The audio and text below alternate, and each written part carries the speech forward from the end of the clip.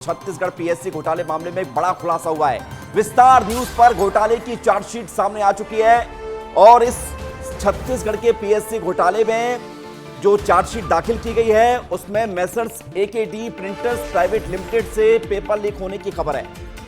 Messrs एकेडी printers private limited यहां से paper leak हुआ था। टामन और उनके करीबियों को यह पेपर मिला था और तत्कालीन पीएससी चेयरमैन आरती वासनिक ने इस पूरी कवायद में मदद की थी।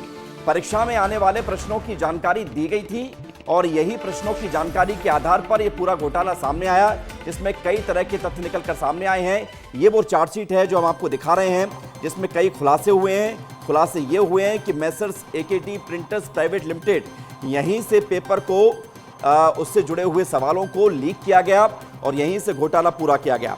छत्तीसगढ़ पीएससी 2019 से 2022 तक की भर्ती में जो कुछ कैंडिडेट्स थे उनके चयन को लेकर विवाद सामने आया था। ईओडब्ल्यू और अर्जुंदा पुलिस ने भ्रष्टाचार अनियमितता के मामले में कार्रवाई की थी। पीएससी ने 2020 में 175 पदों पर, 2021 में 171 पदों पर परीक्षा ली थी और इन्हीं भर्तियों पर ज्यादा विवाद है। और अब इस पूरे विवाद के बीच, जिसमें कई आरोपी लगातार गिरफ्त में हैं, सवाल जवाब उनसे जारी हैं, कोर्ट में पेशी भी होती है रिमांड खत्म होने के बाद। मृगेश जी हमारे साथ लगातार बने हुए हैं। मृगेश जी, ये जो घोटाला है, अब इसमें एक बहुत बड़ा खुलासा ये हुआ है कि वो प्रिंटर्स प्राइवेट लिमिटेड कंपनी एकेडी, जहां से पेपर लीक हुआ और बड़े अधिकारियों ने पूरी मदद की। देखिए, जो सीबीआई ने आज चार्जशीट पेश की है कोर्ट में, वो चार्जशीट विस्तार न्यूज़ के पास है। सबसे पहले हम आपको उस चार्जशीट के बारे में बताने जा रहे हैं।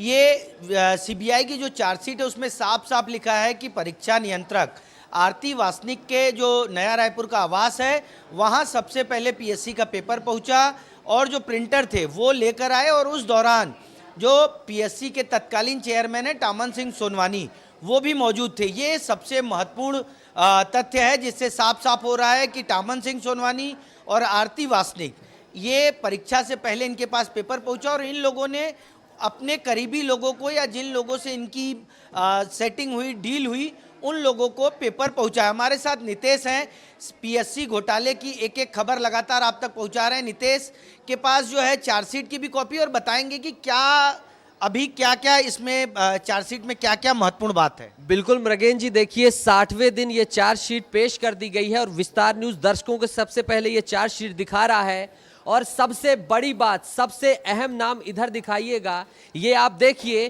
पेपर कहाँ छपता था, आखिर पेपर कैसे पहुंचा, पेपर कोई छापने वाला तो रहा होगा, ललित गणवीर कहाँ से आ गया, ये सब कुछ कहानी इसमें बयां की गई है मृगेन जी। और श्री अरुण द्विवेदी का नाम यहां पर मेंशन किया गया है, एमएस एकेडी प्रिंटर प्राइवेट लिमिटेड, और यही वो कंपनी है जिसके जरिए जो है बार बार जो है पेपर का कम्युनिकेशन हुआ, डिकोड किया गया है। न केवल प्री मेंस, इसके बाद इंटरव्यू, किस तरीके से पूरा जो है जाल बिछाया गया। आरती वासनिक जानती थी कि वो पेपर के लिए जिम्मेदार है क्योंकि तत्कालीन कंट्रोलर है, लेकिन उसके बाद सेक्टर 17 में जो है पेपर की सील्ड कॉपी जो है इस कंपनी को देने की बात की गई, यानी कि कार्यालय में पेपर के लिए जो है डमी देनी गई। और जब रिसीविंग फाइनल पेपर की लेने गए तो कहां गए, आरती वासनिक के घर में, और वहां मौजूद थे टामन सिंह सोनवानी। मृगेन जी, गंभीर एलिगेशन है, आप कुछ और पूछिए तब तक मैं और कुछ चीजें सेक्टर 17 में आरती वासनिक का सरकारी आवास है और इसमें जो सीबीआई की चार्जशीट है उसमें साफ साफ लिखा है कि परीक्षा से पहले